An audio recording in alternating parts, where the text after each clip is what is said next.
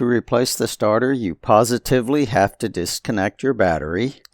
Then remove any plastic skid plates you have protecting the bottom of your truck. I'm zoomed in where your starter is. It's right here. This is the main wire that comes down from the battery. Now I'm going to zoom out. This is your oil pan right here. So it's real easy to find and to get to. You need one deep socket, one shallow socket. They have to be 13s. Americans won't substitute for that. It has to be a 13 millimeter. And then one 10 millimeter. The 10 millimeter goes right here to loosen this nut, which this kind of got in my way and it made it hard to get him on and actually get him off of there. So do keep that in mind in case you're having trouble. That's what's causing it. This deep socket, I needed him because there's a nut that goes on here. Then this deep socket took that nut off. Then there's a wire. Then this deep socket fits for right here.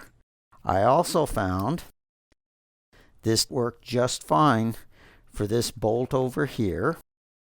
But when I went to take this nut off right here, the deep socket was too long and my ratchet got into something.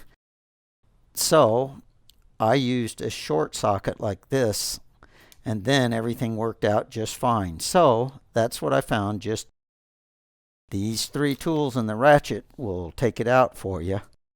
One thing I do want to point out is this. Right here has a notch. This is my old starter. This one doesn't have a notch. We'll find out if it will fit. I never like it when things aren't identical to the original. One thing they suggested, this was a manufacturer, it said to use this wire. They wanted me to cut my original wire, crimp it on here, and shrink wrap it. There's no way I'm cutting the original wire to my truck. I found it was easiest to add this little extension and this 10 millimeter socket to tighten this guy on right here. It could have been done with the tools I originally showed you, but if you add these 2 tools, you'll find it makes it a lot easier. My suggestion is to put the starter in loose first, meaning where you can rock it like I'm doing here. So it's really the reverse of what you did when taking it apart. To take it apart, this is the first wire you take apart and get him out of your way. Then you take this wire off so that you can get to this easier. So that's why I suggest take this off first, then this when taking him out.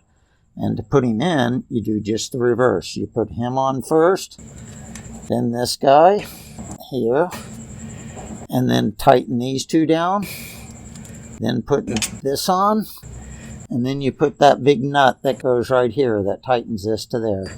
And you should be all done with the starter.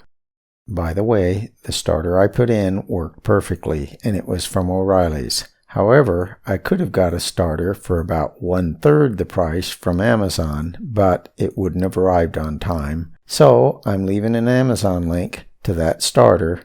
At least it'll give you an idea of how cheap they can go. I don't really know how good or bad it is, so read the reviews first.